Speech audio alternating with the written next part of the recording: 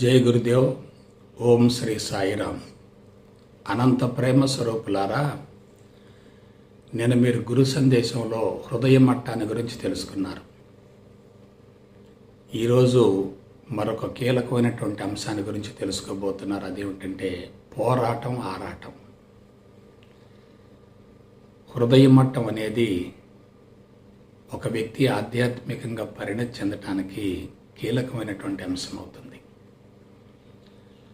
మానవ దేహాన్ని జాగ్రత్తగా పరిశీలించేటట్లయితే క్రింద నుండి పై వరకు 7 అంతస్తులు ఉంటాయి, 7 కోశాలు ఉంటాయి, 7 చక్రాలు ఉంటాయి. వానిలో 5 వెన్నుబాము మీద ఉంటాయి, 2 మెదడు ప్రాంతంలో ఉంటాయి. వెన్నుబాము మీద ఉన్నటువంటి 5 కోశాలు కూడా భౌతిక ప్రపంచంతో సంబంధాన్ని కలిగి ఉంటాయి. మెదడు ప్రాంతంలో ఉన్నటువంటి 2 కోశాలు లేక 2 చక్రాలు కూడా ఆత్మతో సంబంధాన్ని కలిగి ఉంటాయి.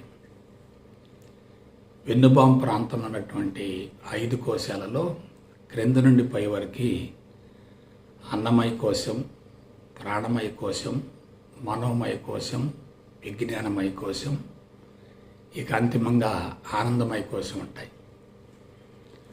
అవే శారీరక మట్టం, ఇంద్రియ మట్టం, మానసిక మట్టం, బుద్ధి మట్టం, హృదయ మట్టం. గుండెకు హృదయానికి మధ్య స్పష్టమైనటువంటి వ్యత్యాసం ఉంటుంది. గుండె అనేది భౌతిక అవయవం, హృదయం అనేది అంతరంగ స్థితికి సంబంధించింది, ఆలోచన విధానానికి సంబంధించింది. ఎవరికైతే హృదయ మట్టం వికసిస్తుందో వాళ్ళల్లో మానవత్వం వెల్లువిరుస్తుంది, హృదయ స్పందన ఉంటుంది, సామాజిక బాధ్యత ఉంటుంది, త్యాగం ఉంటుంది, సేవా తత్పరత ఉంటుంది. వాళ్ళు వ్యక్తిగత అవసరాలకు ఎక్కువగా ప్రాధాన్యతనివ్వరు. తన ద్వారా ఈ ప్రపంచానికి ఏం జరగాలి అనే దాని గురించి పరితపిస్తూ ఉంటారు, ఆరాటపడుతూ ఉంటారు. నిరంతరం సమాజం కోసమే జీవితాన్ని అంకితం చేస్తూ ఉంటారు. కాబట్టి హృదయ మట్టం అనేది చాలా కీలకమైంది. ఎవరికైతే హృదయ మట్టం వికసిస్తుందో, విస్తరిస్తుందో వాళ్ళు ఆధ్యాత్మిక మార్గంలో పరిణతి చెందటానికి అర్హతను పొందుతారు. ఆధ్యాత్మిక మార్గంలోకి ప్రవేశించడం పెద్ద విశేషం కానే కాదు, పరిణతి చెందగలగాలి. లక్షలాది మంది ఆధ్యాత్మిక మార్గంలోకి ప్రవేశిస్తున్నప్పటికీ అతి కొద్ది మంది మాత్రమే పరిణతి చెందగలుగుతున్నారు. వాళ్ళు కూడా శిక్షణా తరగతుల వల్ల, సాధన వల్ల పరిణతి చెందటం లేదు. పూర్వజన్మ ఉత్తమ సంస్కారాల ప్రభావం వల్ల పరిణతి చెందగలుగుతున్నారు. మీరు సమాజంలో ఉన్నటువంటి వ్యక్తులను జాగ్రత్తగా పరిశీలించండి. కొంతమంది నిరంతరం సాధన చేస్తూ ఉంటారు, భక్తి మార్గంలో పయనిస్తూ ఉంటారు, గుడులు గోపురాల చుట్టూ తిరుగుతూ ఉంటారు. స్వామీజీలు, బాబాలు, గురూజీలతోటి నిరంతరం సంబంధాన్ని ఏర్పరచుకుంటూ ఉంటారు. వారు ఆధ్యాత్మిక మార్గంలో పూర్తిగా మునిగిపోతారు, కానీ వాళ్ళలో పరిణతి మాత్రం ఉండదు. మరికొంతమందిని గమనించండి, వీళ్ళకి భక్తి మార్గం అంటే తెలియదు, ఆధ్యాత్మికత అంటే తెలియదు, గుడులు గోపురాలకు వెళ్ళరు, స్వామీజీల చుట్టూ, బాబాల చుట్టూ, గురూజీల చుట్టూ అసలు తిరగరు. కానీ పూర్ణ జీవితాన్ని కొనసాగిస్తారు, పరిపూర్ణత్వాన్ని పొందగలుగుతారు, సుదీర్ఘ ఆయువుతో జీవించగలుగుతారు, సంపూర్ణ ఆరోగ్యం ఉంటుంది. అందుకు మూల కారణం ఏంటి? ఆధ్యాత్మిక మార్గంలో ఉన్నంత మాత్రాన హృదయ మట్టం వికసించకపోతే ఆ మార్గంలో పరిణతి చెందే ప్రసక్తే లేదు. ఆధ్యాత్మిక మార్గంలోకి ప్రవేశించకపోయినప్పటికీ హృదయ స్పందన ఉంటే, సామాజిక బాధ్యత ఉంటే, సేవా తత్పరత ఉంటే, అంతరంగం పవిత్రంగా ఉంటే ఆ వ్యక్తి తనకు తెలియకుండానే జీవిత పరమార్థం నెరవేర్చుకుంటాడు, జీవితాన్ని సద్వినియోగపరుచుకుంటాడు. కాబట్టి కరుణ, జాలి, దయ, ప్రేమ, అనురాగం, ఆప్యాయత అనేటటువంటివి ఉత్తమ సంస్కారాలకు సంబంధించినటువంటి మహోన్నతమైనటువంటి లక్షణాలు.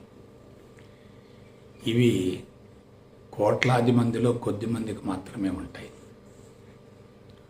హృదయ స్పందనతో జీవించేటటువంటి వ్యక్తి నా నుండి ప్రపంచానికి ఏమిటి అనుకుంటాడు. తన జీవితం పూర్తిగా సమాజ సేవలో నిమగ్నమైపోతుంది. వ్యక్తిగత అవసరాలు అసలు ఉండవు. తన జీవితం 100% సార్థకమవుతుంది. కాబట్టి హృదయ స్పందన అనేది ఆధ్యాత్మిక మార్గంలో పరిణతి చెందటానికి అత్యంత కీలక పాత్ర పోషిస్తుంది. శారీరక మట్టం కన్నా ఇంద్రియ మట్టం సూక్ష్మమైంది, ఇంద్రియ మట్టం కన్నా మానసిక మట్టం సూక్ష్మమైంది, మానసిక మట్టం కన్నా బుద్ధి మట్టం సూక్ష్మమైంది, బుద్ధి మట్టం కన్నా హృదయ మట్టం చాలా సూక్ష్మమైంది. ఎవరైతే ఈ 5 మట్టాల పరిధుల్లో జీవిస్తూ ఉంటారో వాళ్ళు భౌతిక ప్రపంచంతో విడరాని సంబంధం ఏర్పరచుకుంటారు. భౌతిక ప్రపంచానికి వీళ్ళకి మధ్య అవినాభావ సంబంధం ఉంటుంది. అయితే ఎవరైతే శారీరక ఇంద్రియ మట్టాల పరిధుల్లో జీవిస్తుంటారో వాళ్ళలో మనసు క్రింది వైపుకే ఉంటుంది తప్ప ఉన్నతంగా ఆలోచించే అవకాశమే లేదు. మనసు క్రింది వైపుకు మళ్ళిందనుకోండి బంధాలు పెరుగుతాయి, పై వైపుకు మళ్ళిందనుకోండి స్వేచ్ఛ లభిస్తుంది. కాబట్టి బుద్ధి మట్టంలో జీవించేటటువంటి వ్యక్తులు ప్రపంచాన్ని తమకు అనుకూలంగా మలుచుకోవటం కోసం పరితపిస్తూ ఉంటారు, ప్రయత్నం చేస్తూ ఉంటారు. హృదయ మట్టంలో జీవించేటటువంటి వ్యక్తులు మాత్రం వందల వేల లక్షల మందిని ప్రభావితం చేస్తూ ఉంటారు. ప్రపంచం నుండి నాకేమిటి అని ఆలోచించే వ్యక్తికి, నా నుండి ప్రపంచానికి ఏమిటి అని ఆలోచించే వ్యక్తికి మధ్య ఎంత స్పష్టమైన వ్యత్యాసం ఉంటుందో మీరు ఒకసారి ఆలోచించండి. నా నుండి ప్రపంచానికి ఏమిటి అనుకున్నప్పుడు ఇక అక్కడ ఆశించటం ఉండదు కదా. ఆశించడం లేకపోతే నిరంతరం యోగం జరుగుతూనే ఉంటుంది కదా. ఆశించి కర్మలు చేస్తున్నప్పుడు అది బంధం అవుతుంది, ఆశించకుండా కర్మలు చేస్తున్నప్పుడు అది యోగం అవుతుంది. యోగంలో జీవించే వ్యక్తి ప్రపంచం నుండి పూర్తిగా విడుదలవుతాడు. అంతిమంగా విశ్వంలో సునాయాసంగా కలిసిపోతాడు. అయితే ప్రస్తుతం సామాజిక పరిస్థితులను మీరు గమనించండి. ఉదయం నుండి సాయంత్రం వరకు మనకు అందేటటువంటి వార్తలు కానీ సమాచారం కానీ అతి భయంకరంగా ఉంది, భయానకంగా ఉంది. మానవుడు అతి నికృష్టమైన జీవితాన్ని గడుపుతున్నాడు అని చెప్పటానికి వెనుకంజ వేయాల్సిన పని లేదు. మానవ జీవితం అన్ని విధాలా సమస్యాత్మకంగా మారింది. మనిషి తనకి ఏది కావాలో దాన్ని పొందలేకపోతున్నాడు, ఏది ప్రమాదకరమో దాన్ని పొందుతున్నాడు, జీవితాన్ని అన్ని విధాలా బలహీనపరుచుకుంటున్నాడు. గత 25,000 సంవత్సరాల నాగరికత పరిణామంలో మనిషి అన్ని విధాలా దిగజారిపోయాడు, అందులో ఎటువంటి సందేహం లేదు. ఎక్కడ చూసినా సరే రక్తపోటు పెంచేటటువంటి సన్నివేశాలు కనిపిస్తున్నాయి తప్ప మానసిక ప్రశాంతతను పెంచేటటువంటి అంశాలు కంటికి కనిపించటం లేదు. భూమండలం మొత్తంలో మానవుడే ఇటువంటి దుర్భర పరిస్థితిని గడుపుతున్నాడు, దుర్భర పరిస్థితిలో జీవిస్తున్నాడు. మరి మానవుడు మహోన్నతుడు అంటున్నారు కదా, మానవుడే మాధవుడు అంటున్నారు కదా. మరి మాధవుడు ఇటువంటి దానవత్వపు ఆలోచన ధోరణితో ఉండి ప్రమాదకరమైనటువంటి సంఘటనలు జరగటానికి మూలకారకుడు ఎందుకు అవుతున్నాడు? కొంచెం ఆలోచించండి. మానవత్వం నుండి మాధవత్వం సంక్రమించాలి తప్ప మానవత్వం నుండి దానవత్వానికి దిగజారకూడదు కదా. మానవ జాతిని మొత్తాన్ని మీరు పరిశీలించండి. మానవుడు అన్ని విధాలా దిగజారుతున్నాడు. మానవత్వం నుండి మాధవత్వానికి వెళ్ళవలసినటువంటి మానవుడు తిరిగి దానవత్వానికి దిగజారుతూ ఉంటే ప్రపంచ పరిస్థితి ఉంటూ మీరు ఆలోచించండి. అయితే ఇదంతా ఎందుకు జరుగుతుంది? దీనికి మూల కారణం ఏమిటి? ఎక్కడ పొరపాటు జరుగుతుంది? దానికి ఎవరు బాధ్యులు? మూల కారణాన్ని తెలుసుకుంటేనే మనిషి పరిష్కారం వైపుకు పయనించే అవకాశం ఉంటుంది. మూల కారణం తెలియకపోతే మనిషి ఉపరితలంలో చూస్తూ ఉంటాడు, సమూల శాశ్వత పరిష్కారం వైపుకు పయనించే ప్రసక్తే లేదు. ఆధ్యాత్మిక మార్గం వెలుగులోకి రావడానికి మూల కారణం కూడా మనిషి అన్ని విధాలా దిగజారి దానవత్వంలో ఇరుక్కుపోతున్నటువంటి తరుణంలో అటువంటి వ్యక్తిని మాధవత్వం వైపుకు, దివ్యత్వం వైపుకు మళ్లించడం కోసమే ఈ అన్వేషణ జరిగింది. కాబట్టి నెగిటివ్ ఎంత పెరిగితే పాజిటివ్ కోసం అంత ప్రయత్నం జరుగుతుంది. నెగిటివ్ పెరగటం అంటే అదే స్థాయిలో, అదే మోతాదులో పాజిటివ్ కూడా బీజం పడుతుంది. ఒకవైపు నెగిటివ్ పెరుగుతున్నప్పుడు దానికి పరిష్కారం దిశగా పాజిటివ్ కూడా తప్పనిసరిగా పెరగవలసిందే కదా. ఆ విధంగా ఒక్క భారతవంలోనే ఈ పాజిటివ్ కోసం అన్వేషణ జరిగింది. ఎంతో కొంత కొరకు సఫలీకృతం అయింది. అయితే ఎందుకు ఇలా జరిగింది? దీనికి మూల కారణం ఏంటి? ఎక్కడ పొరపాటు జరిగింది? ఎందుకు పొరపాటు జరిగింది? దీని గురించి ఒకసారి మనం సమీక్షించుకుందాం. విశ్వంలో నిరంతరం పరిణామం జరుగుతూ ఉంటుంది. యాదృచ్ఛికంగా జరుగుతూ ఉంటుంది, సునాయాసంగా జరుగుతూ ఉంటుంది, ఆటోమేటిక్గా జరుగుతూ ఉంటుంది. దాన్ని ఎవరు ఆపే ప్రసక్తి లేదు, దాన్ని మార్చే అవకాశం కూడా లేదు. It is going on automatical without any effort. పరిణామం అనేది ఆటోమేటిక్గా జరుగుతూనే ఉంటుంది. ఆ పరిణామంలో ఒక భాగంగానే సూక్ష్మాతి సూక్ష్మమైనటువంటి శుద్ధ చైతన్యం నుండి, పరమాత్మ నుండి ప్రాణశక్తి ఆవిర్భవించింది. ఆ ప్రాణశక్తి నుండి ఆలోచన శక్తి వచ్చింది. ఆ ఆలోచన శక్తి నుండే సంకల్ప శక్తి వచ్చింది.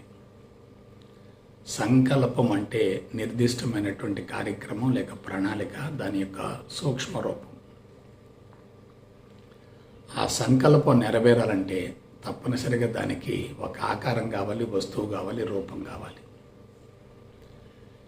సంకల్పం ఏర్పడ్డ తర్వాత తన సంకల్పాన్ని నెరవేర్చుకోవటం కోసం అది ఒక ఆకారాన్ని తయారు చేసుకుంటుంది. అలా సంకల్పం నెరవేరటం కోసం ఆకారం తయారు కావడాన్ని సృష్టి అంటారు. ఆ సంకల్పం ఆకారం ద్వారా నెరవేర్చుకునే విధంగా ముందుకు సాగుతుంది. కొంత వ్యవధి జరిగిన తర్వాత సంకల్పం నెరవేరుతుంది. సంకల్పం ఎప్పుడైతే ఆకారం నుంచి విడిపోతుందో ఆకారానికి పట్టుత్వం ఉండదు, పట్టు ఉండదు. అందువల్ల ఆకారం ఏమవుతుంది? విచ్ఛిన్నమై విచ్ఛేదనమై పంచభూతాలు కలిసిపోతుంది. ఒక ఆకారం తయారు కావటానికి పంచభూతాలు కావాలి. ఆ ఆకారం విచ్ఛిన్నమైన తర్వాత, విచ్ఛేదనమైన తర్వాత అది మరలా తిరిగి పంచభూతాలు కలిసిపోతుంది. ఇది ఒక నిరంతరాయం జరిగేటటువంటి పరిణామ క్రమం. దీన్ని ఎవరు ఆపే ప్రసక్తి లేదు. అటువంటి పరిణామ క్రమంలో ఒక భాగంగానే భూమండలంలో పంచభూతాలతో ఉన్నటువంటి వాతావరణం ఏర్పడింది. ఆ వాతావరణంలో నిరంతరం మార్పులు జరుగుతూ ఉండి ఒక పదార్థం ఏర్పడింది. అదే జీవ పదార్థం.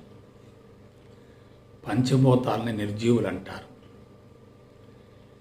కానీ జీవ పదార్థంతో ఉన్నటువంటి వాటిని జీవులు అంటారు. జీవులలో జీవభావం ఉంటుంది, నిర్జీవులలో జీవభావం ఉండదు, జీవ చైతన్యం ఉండదు. అటువంటి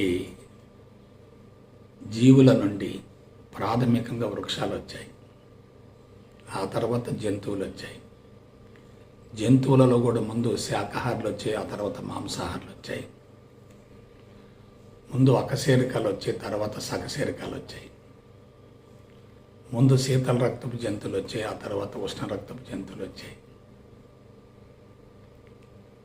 ముందు సాధారణ స్థాయిలో మాతృత్వాన్ని నెరవేర్చేటటువంటి జంతువులు వచ్చాయి, ఆ తర్వాత మాతృత్వాన్ని పవిత్రమైనటువంటి యజ్ఞంగా భావిస్తూ గర్భంలో కొంతకాలం శిశువును పెంచేటటువంటి విధానంతో కూడినటువంటి క్షీరదాలు ఆవిర్భవించాయి. ఇదంతా ఎవల్యూషన్, పరిణామంలో ఒక భాగం. ఇది రుజువులతో సహా నిరూపించబడింది. చార్లెస్ డార్విన్ అనేటటువంటి పరిణామ శాస్త్రవేత్త దీనిని గురించి రుజువులతో సహా నిరూపించి ఒక పుస్తకాన్ని కూడా ప్రచురించడం జరిగింది. దాన్నే ఆరిజిన్ ఆఫ్ స్పీసీస్ అంటారు, జాతుల ఆవిర్భావం అంటారు. తత్వము అంటే ఒక విషయాన్ని గురించి లోతుగా సూక్ష్మంగా అధ్యయనం చేయటం. శాస్త్రవేత్తలు ఒక విషయాన్ని గురించి లోతుగా అధ్యయనం చేస్తారు, దానిలో పూర్తిగా పట్టు సాధిస్తారు. అలా పట్టు సాధించిన తర్వాత ఆ సిద్ధాంతాన్ని ప్రపంచానికి వెల్లడిస్తారు, అధికారికంగా ప్రకటిస్తారు. ఆ విధంగా సిద్ధాంతాన్ని వెల్లడించినందుకు, ప్రకటించినందుకు వాళ్ళకి పట్టాలు ఇస్తారు, బిరుదులు ఇస్తూ ఉంటారు. కాబట్టి ముందు పంచభూతాలు, తర్వాత వృక్షాలు, తర్వాత జంతువులు, అంతిమంగా మానవుడు వచ్చాడు. మానవుడు ఒకటి ద్విపాది లక్షణంతో ఉంటాడు, 2 సకశేరుగ స్వభావాన్ని కలిగి ఉంటాడు, 3 ఉష్ణ రక్తపు స్వభావంలో ఉంటాడు, 4 మాతృత్వం అనేటటువంటి యజ్ఞాన్ని పవిత్రంగా నెరవేర్చేటటువంటి సంతతికి చెందినటువంటి వాడు. ఈ విధంగా మానవుడు పరిణామ క్రమంలో అన్ని విధాలా ఉన్నతంగా ఉన్నాడు, అందులో ఎటువంటి సందేహం లేదు. అయితే ఆ ఉన్నత తత్వంలో సున్నిత తత్వం కూడా చోటు చేసుకుంది. ఉన్నతంగా ఉన్నాడు అనే విషయం వాస్తవమే, కానీ అదే స్థాయిలో అదే విధంగా సున్నితంగా కూడా ఉన్నాడు. సున్నితంగా ఉన్నప్పుడు ఏమవుతుంది, పరిసరాల్లో సంభవించినటువంటి మార్పులకు అనుగుణంగా వెంటనే స్పందించవలసి ఉంటుంది. సున్నిత స్వభావం కలిగినటువంటి మానవుడు పరిసరాల్లో ఆకస్మికంగా మార్పులు వచ్చేటట్లయితే అంతరంగంలో వెంటనే స్పందించి నూతన లక్షణాలను ఏర్పరచుకునే అవకాశం ఉండదు. అయితే ఆటవిక మానవులలో, అనాగరిక మానవులలో, అమాయకులలో ఈ మార్పులు వేగంగా జరుగుతాయి. కానీ తెలివి, మేధా సంపత్తి ఉన్నటువంటి మానవులలో ఈ మార్పులు తొందరగా జరగవు. మానవుడికి ఏం కావాలి? ఆరోగ్యం కావాలి, ఆయువు కావాలి, ప్రశాంతత కావాలి, సంతృప్తి కావాలి, మాతృత్వం అనేటటువంటి యజ్ఞం సఫలీకృతం కావాలి, నెరవేరాలి. మనిషి చివరిగా విశ్వంలో సునాయాసంగా కలిసిపోవాలి. మిగతా జాతులకి మానవ జాతికి మధ్యన ఉన్నటువంటి వ్యత్యాసం ఏంటంటే, మిగతా జాతులలో తెలివి మీద సంపత్తి లేదు. ఒక మానవుడిలో మాత్రమే తెలివి మీద సంపత్తి ఉంది. అందుకు మూల కారణం మానవ జాతిలో మనో చైతన్యం, బుద్ధి చైతన్యం అదనంగా ఉండటమే. జంతువులలో ఇంద్రియ చైతన్యం ఉంటుంది, కానీ మానవులలో ఇంద్రియ చైతన్యంతో పాటు మనో చైతన్యం, బుద్ధి చైతన్యం రెండూ ఉంటాయి. ఇవన్నీ ఉన్నందువల్ల మానవుడు ఆత్మరక్షణ కొరకు, ఫలవంతమైన సంతానాన్ని ప్రకృతికి అందించడం కోసం తెలివి మీద సంపత్తిని ఉపయోగించుకుంటాడు. అయితే అసలు విషయం ఏంటంటే, ప్రతి జాతి కూడా అవసరానికి మించి సంతానాన్ని ఉత్పత్తి చేస్తుంది. అది జాతుల ధర్మం. అనూహ్యమైన రీతిలో ఉత్పత్తి జరుగుతుంది. దాన్ని అత్యుత్పత్తి అంటారు, ఓవర్ ప్రొడక్షన్ అంటారు. అనూహ్యమైనటువంటి రీతిలో ఉత్పత్తి జరిగినప్పుడు వాటికి ఆవాసం కోసం, ఆహారం కోసం అవి తప్పనిసరిగా ప్రకృతి మీద ఆధారపడవలసిందే. ఒకే జాతికి చెందినటువంటి జీవులు ఆహారం కోసం, ఆవాసం కోసం తప్పనిసరిగా పోటీ పడుతూ ఉంటాయి. అదే సమయంలో అనూహ్యమైన రీతిలో ఇతర జాతులు కూడా ఉత్పత్తి అవుతాయి కదా. ఒకే జాతికి మధ్య పోరాటం జరిగితే దాన్ని సజాతి పోరాటం అంటారు. వేరు వేరు జాతుల మధ్య పోరాటం జరిగితే దాన్ని విజాతి పోరాటం అంటారు. ఈ పోరాటంలో ఏం జరుగుతుంది? బలమైనవి, దృఢమైనవి, శక్తివంతమైనవి, ఆరోగ్యవంతమైనవి మాత్రమే మనుగడ సాగిస్తాయి, మిగతావి నశించిపోతాయి. ఒకే జాతికి చెందినటువంటి జీవులు అన్నీ కూడా బ్రతికి పెద్దవై మనుగడ సాగించడానికి భూమండలం సరిపోదు. నేను ఒక చిన్న ఎగ్జాంపుల్ చెప్తాను. మీరు ఒక మర్రి వృక్షాన్ని తీసుకోండి. సంవత్సరంలో ఒకసారి కానీ 2 సార్లు కానీ అనూహ్యమైనటువంటి సంఖ్యలో మర్రి పండ్లు వస్తూ ఉంటాయి. ప్రతి మర్రి పండుని పగలగొడితే లోపల అనూహ్యమైన సంఖ్యలో చిన్న చిన్న విత్తనాలు ఉంటాయి. కాబట్టి అనూహ్యమైన సంఖ్యలో పండ్లు వచ్చాయి, ప్రతి పండులో అనూహ్యమైన సంఖ్యలో విత్తనాలు ఉన్నాయి. ఆ విధంగా అబ్నార్మల్గా, అసాధారణంగా, లెక్కించలేనన్ని, ఊహించలేనన్ని రీతిలో విత్తనాలు తయారవుతాయి. తయారైనటువంటి విత్తనాలు మొత్తం మొలకెత్తితే ఏమవుతుంది? తయారైనటువంటి విత్తనాలు మొత్తం మొలకెత్తేటట్లయితే ఆ వృక్షాలు మొత్తం నివసించటానికి, వాటికి పోషక పదార్థం లభించటానికి అవకాశం లేదు కదా. స్థలం సరిపోదు కదా, వనరులు సరిపోవు కదా, పంచభూతాలు సరిపోవు కదా. అందువల్ల ఏమవుతుంది? అనూహ్యమైనటువంటి రీతిలో విత్తనాలు తయారైనప్పటికీ అతి కొద్ది సంఖ్యలో మాత్రమే అవి వృక్షాలుగా రూపాంతరం చెందుతాయి. అందువల్ల ఏం జరుగుతుంది? ఇక్కడ పోరాటం జరుగుతుంది. ఏమిటా పోరాటం?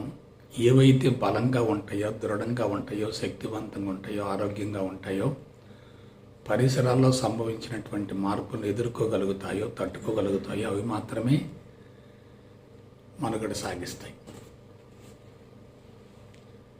ఇదే విధానాన్ని, ఇదే సూత్రాన్ని మానవ జాతికి మనం అన్వయిస్తే ఎలా ఉంటుంది? మానవుడు కూడా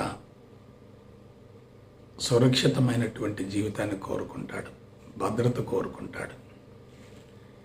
ఇతర మాంసాహార జాతుల జంతువుల నుండి తనను తాను రక్షించుకోవటం కోసం ప్రయత్నిస్తూ ఉంటాడు.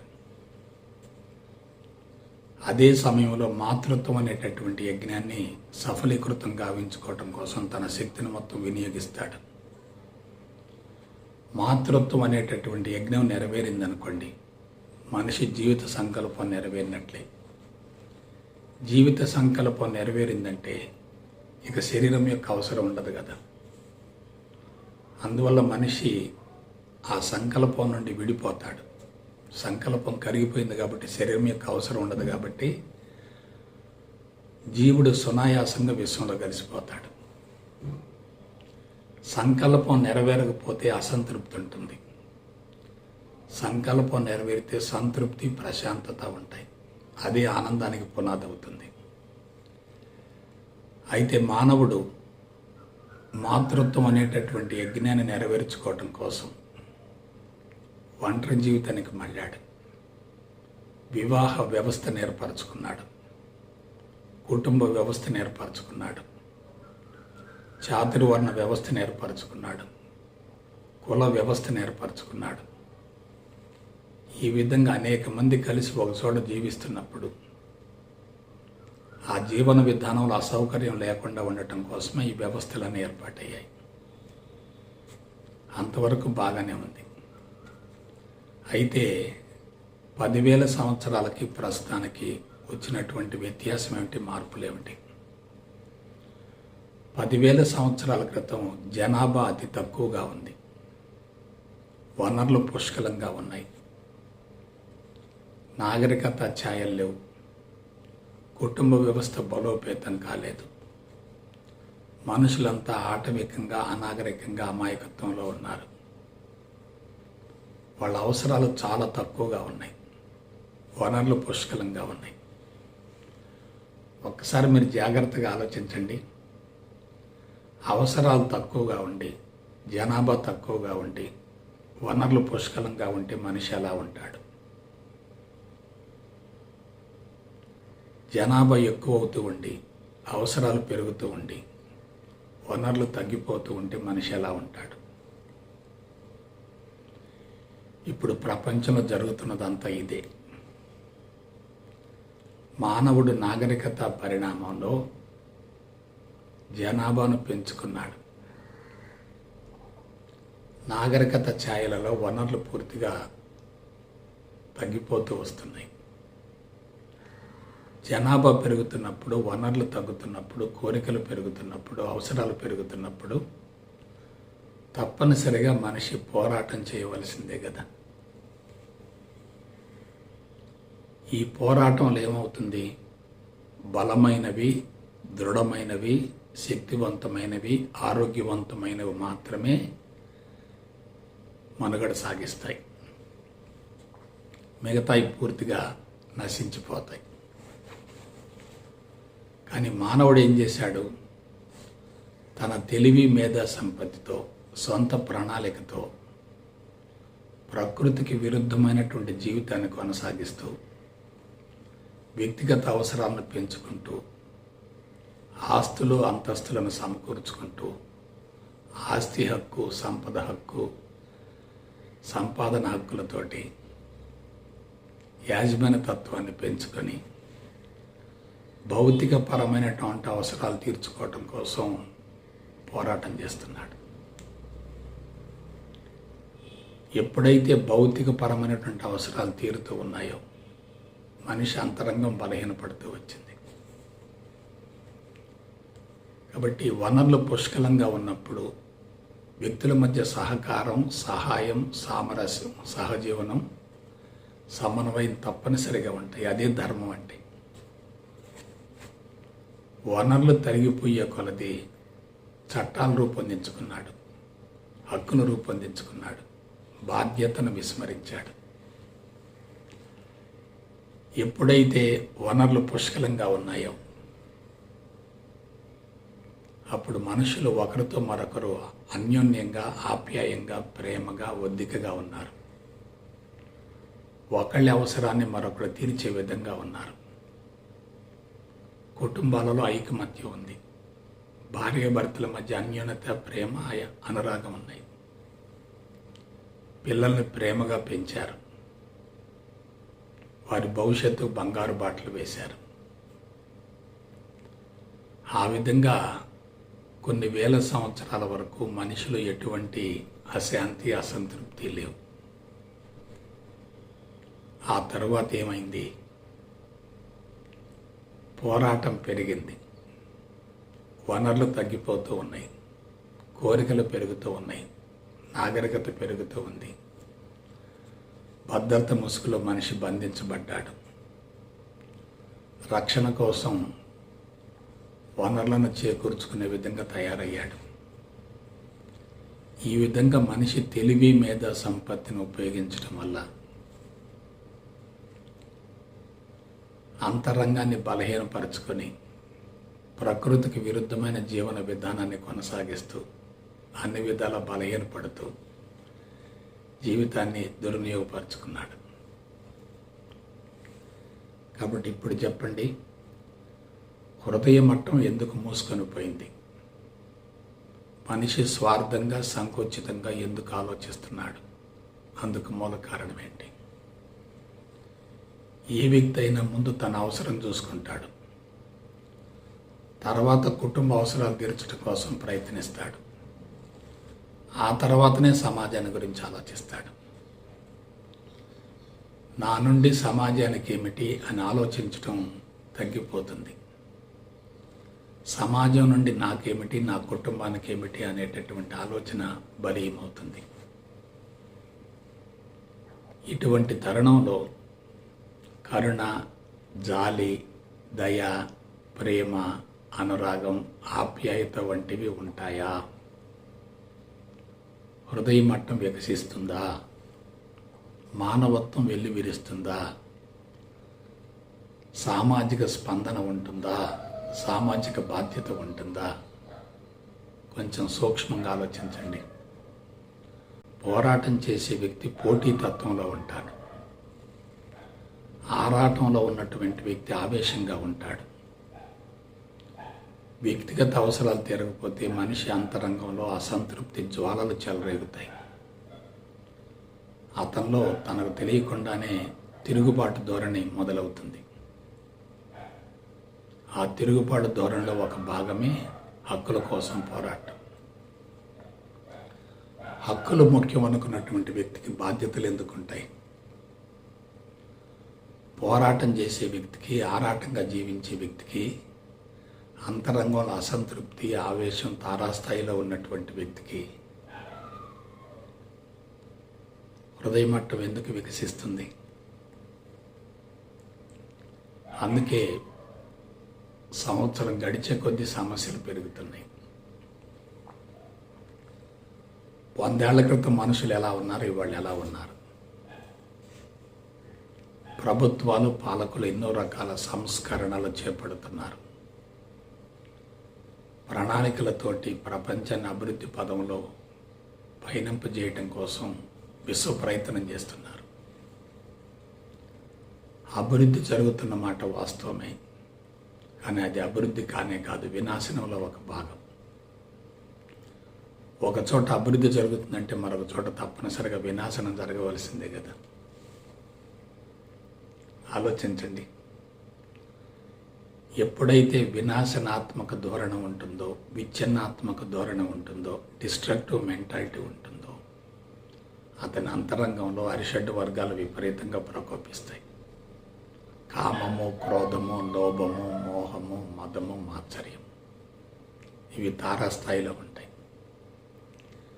వీటన్నింటినీ కలిపి ఏమంటారంటే దానవత్వం అంటారు.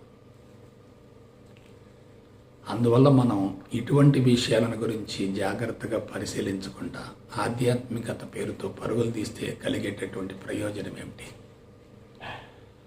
మానవుడు కూడా జీవులలో ఒక భాగమే.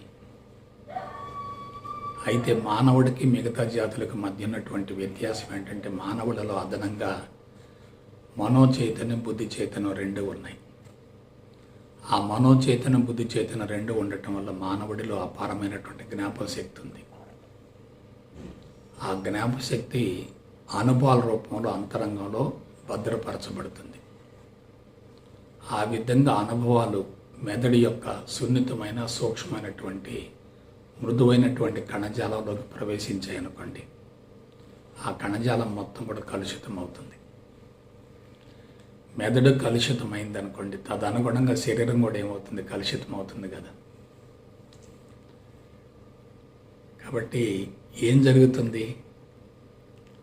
మనిషి ఉన్నతుడు కానే కాదు, మనిషిలో దివ్యత్వం అనేది కనుమరుగవుతుంది, మానవత్వం అనేది బలహీనపడుతుంది, దానవత్వం తారాస్థాయికి చేరుతుంది.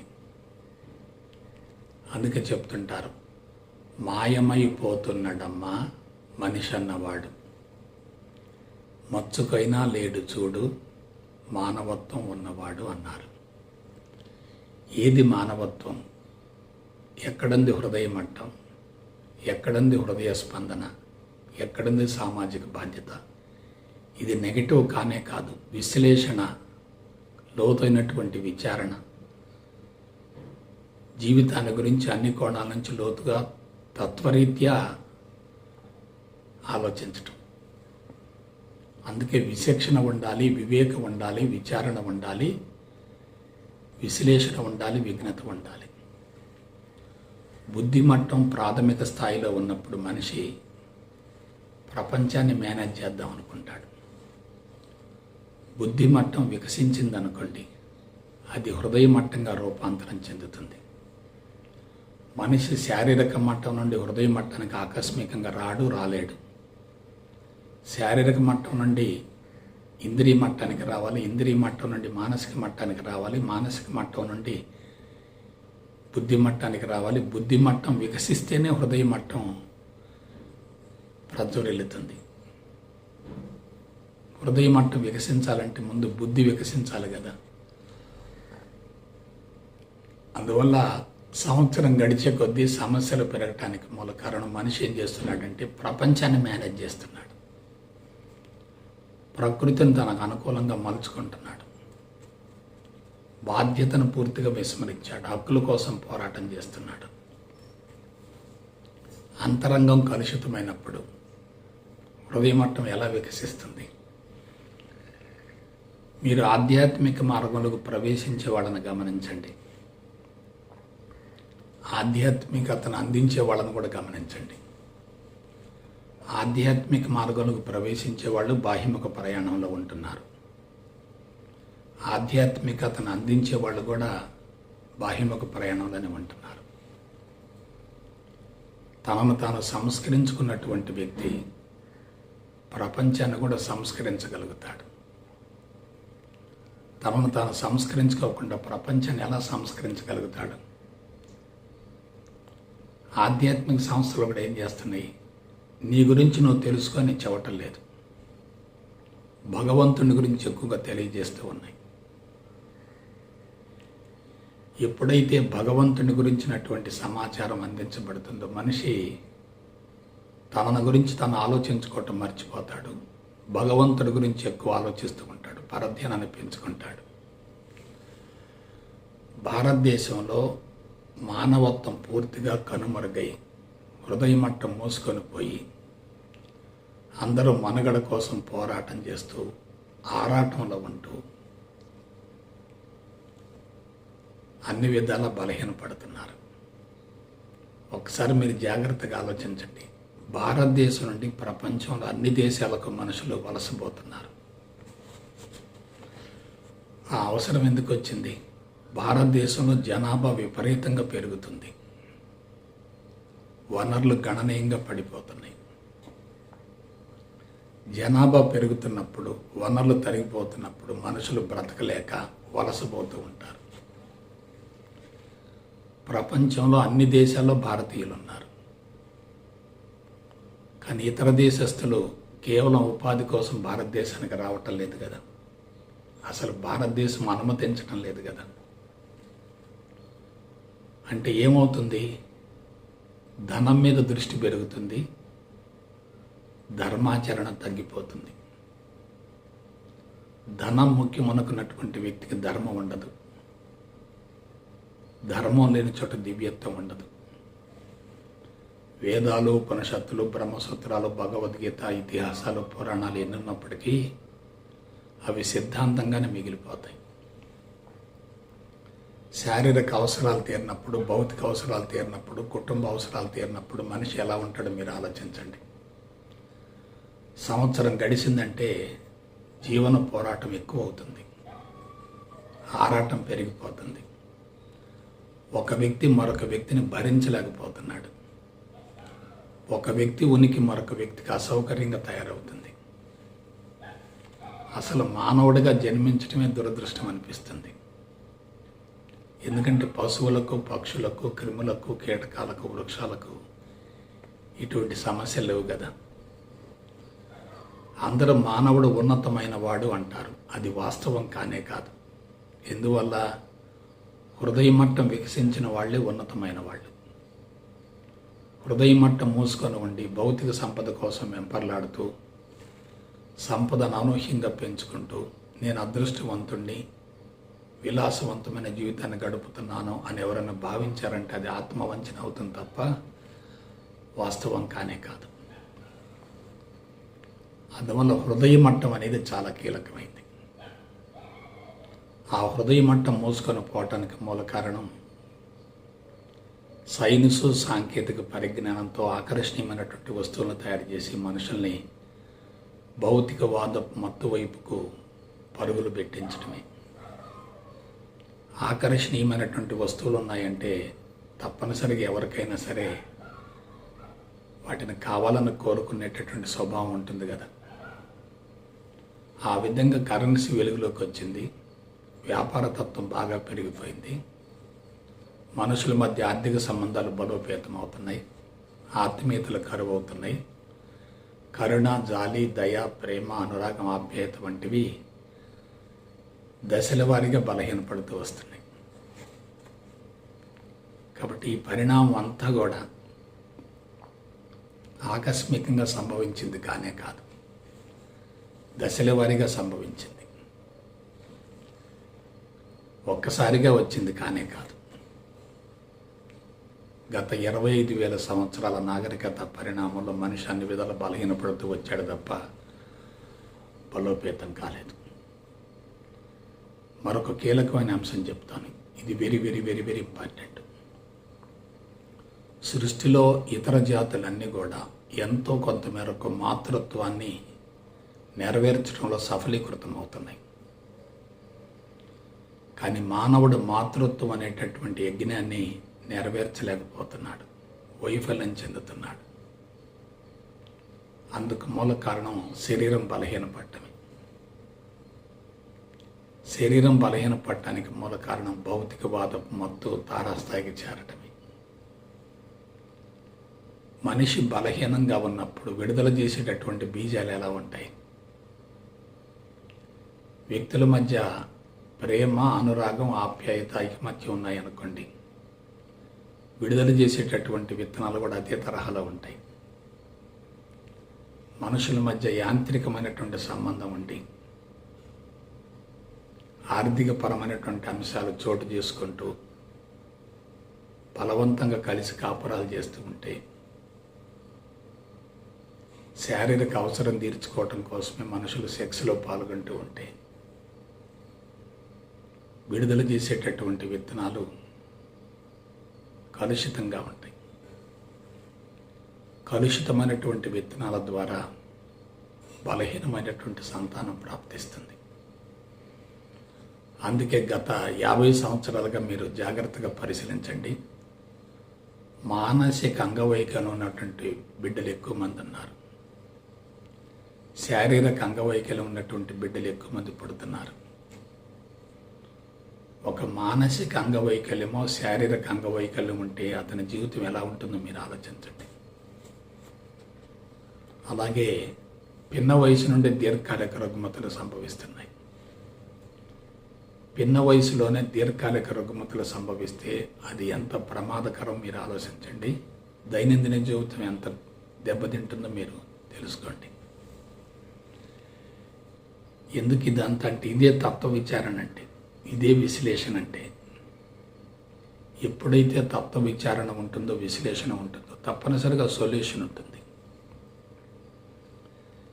కాబట్టి ఆధ్యాత్మికత అనేది ఆకర్షణీయంగా ఉన్నప్పటికీ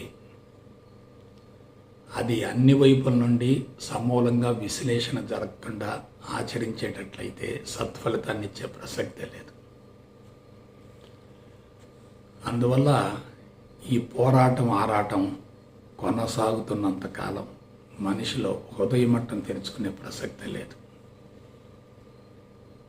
హృదయమట్టం తెరుచుకోకుండా ఎవరు కూడా ఆధ్యాత్మిక మార్గంలో పరిణతి చెందే అవకాశమే లేదు. ఇవాళ ప్రవేశించే వాళ్ళ సంఖ్య పెరుగుతుంది, పరిణతి చెందే వాళ్ళ సంఖ్య చాలా తక్కువగా ఉంది. ఆధ్యాత్మిక మార్గంలో కూడా ఆర్థిక వనరులు ఆధిక్యతను సంతరించుకుంటున్నాయి. సంస్థలు కూడా భౌతికంగా విస్తరించాలని ఆరాటపడుతున్నాయి, అవి కూడా పోరాటం చేస్తున్నాయి. ఆధ్యాత్మిక సంస్థల మధ్య పోరాటం ఉందంటే, పోటీతత్వం ఉందంటే ఈ ప్రపంచాన్ని ఎవరు కాపాడతారు? సంస్థలను స్థాపించే వాళ్ళని కూడా మీరు జాగ్రత్తగా పరిశీలించండి. వాళ్ళు శారీరక ఇంద్రియ మట్టాల్లో ఉండి ఆశించి తమ వ్యక్తిగత పేరు ప్రతిష్టల కోసం సంస్థలను స్థాపించి ఆర్థిక వనరులను ఆధారంగా చేసుకొని సంస్థలను విస్తరించాలని ప్రయత్నిస్తున్నప్పుడు వాళ్ళలో సామాజిక బాధ్యత ఉండదు కదా. సామాజిక బాధ్యత ఉంటేనే హృదయ స్పందన ఉంటుంది. హృదయ స్పందన ఉన్నటువంటి వ్యక్తికే సామాజిక బాధ్యత ఉంటుంది. అందువల్ల ఇప్పుడు ఏ వైపు నుండి మనం పరిశీలించినా పరిష్కారం అనేది కనుచూపు మేరలో లేదు. పరిష్కారానికి అవకాశమే లేదు. టన్నుల కొద్ది సమాచారం అందించబడుతుంది, కానీ ఆ సమాచారం అంతా మార్పుకు అవరోధమే కదా. శాస్త్రీయత, హేతుబద్ధత ఉంటేనే ఎంతో కొంత మేరకు ఫలితం వస్తుంది. శాస్త్రీయత, హేతుబద్ధత ఎప్పుడైతే ఉంటుందో మనిషిలో లోతైనటువంటి తత్వ విచారణ ఉంటుంది. ఆ తత్వ విచారణ నుండి, విశ్లేషణ నుండి మనిషి తప్పనిసరిగా పరిష్కార మార్గం వైపుకు పయనించే అవకాశం ఉంటుంది. కాబట్టి ఈ విధంగా మనిషి అన్ని విధాలా సమస్యల సుడిగుండంలో ఇరుక్కుపోయాడు. జీవితాన్ని సమూలంగా వ్యర్థపరుచుకున్నాడు. జీవిత పరమార్థం నెరవేర్చుకోలేకపోతుంది. జీవితం దుర్వినియోగపడుతుంది. జీవితం అస్తవ్యస్తంగా తయారవుతుంది. అంతరంగంలో అసంతృప్తి, అశాంతి తారస్థాయికి చేరుతున్నాయి. వాటి ఫలితంగానే సమాజంలో అనేక రకాల ఘోర కృత్యాలు జరుగుతూ ఉన్నాయి. అందువల్లనే ఆధ్యాత్మిక మార్గం అనేది కూడా సమూల శాశ్వత పరిష్కారం కానే కాదు. ఇటువంటి విషయాలను గురించి మనం ఆలోచించినప్పుడే మనం ఎంతో కొంత మేరకు పరిష్కారం వైపుకి వెళ్ళగలుగుతాం. నేను గత 3 దశాబ్దాలుగా ఇటువంటి అంశాల మీద దృష్టి పెట్టబట్టే నాలో సమూలమైనటువంటి మార్పు వచ్చింది. సైన్సును ఆధ్యాత్మికతను వేరు చేసి ప్రపంచానికి న్యాయం చేయటం సాధ్యమయ్యే ప్రసక్తే లేదు. జీవ పరిణామంలో మానవ పరిణామం ఒక భాగమే కదా. కాబట్టి మానవుడు పరిణామ క్రమంలో ఉన్నతంగా ఉన్నమాట వాస్తవమే, కానీ అదే సమయంలో సున్నితంగా తయారయ్యాడు. ప్రజ్ఞ వికసిస్తూ ఉంటే, విస్తరిస్తూ ఉంటే మనిషికి విశాలమైనటువంటి దృక్పథం ఉంటుంది. ప్రజ్ఞ కుంచుకుంటుంటే స్వార్థంగా, సంకుచితంగా ఆలోచిస్తూ ఉంటే అతనిలో విశాలమైనటువంటి దృక్పథం ఉండదు కదా. కాబట్టి ఆలోచన విధానం మారాలి, ఆలోచన ధోరణి మారాలి, జీవన శైలి మారాలి, జీవన సరణి మారాలి. జీవిస్తున్న జీవితంలో ఉన్నటువంటి లోటుపాట్లను, పొరపాట్లను తెలుసుకోవాలి. వాటిని పరిష్కరించే దిశగా జీవన విధానాన్ని కొనసాగించాలి. అందుకే ఆధ్యాత్మిక మార్గంలోనికి ప్రవేశించడం పెద్ద విశేషం కాదు. అందులో పట్టు సాధించగలగాలి. పట్టు సాధించలేకపోతే 2 విధాలా నష్టపోతారు. లౌక్యాన్ని, అంతరంగాన్ని సమన్వయం చేసుకోవాలి. భౌతికవాదాన్ని, ఆధ్యాత్మికతని సమన్వయం చేసుకోవాలి. సంసారాన్ని, సన్యాసాన్ని కలిపి మేళవించాలి. అప్పుడే పరిపూర్ణత్వం సిద్ధిస్తుంది. అదే నవీన, ఆధునిక, సాంకేతిక, ఆధ్యాత్మిక విధానం అవుతుంది. జీవితాన్ని గురించి అన్ని కోణాల నుండి లోతుగా అధ్యయనం చేసేటట్లయితే వాళ్ళ ఆలోచన విధానం ఉన్నతంగా ఉంటుంది. హృదయ మట్టం వికసిస్తుంది. హృదయ మట్టం వికసించకుండా ఎంత కఠోర సాధన చేసినా సాధన మొత్తం బొడిదలు పోసిన పన్నీరు అవుతుంది. అందుకే మార్గంలోకి ప్రవేశించడం పెద్ద విశేషం కానే కాదు.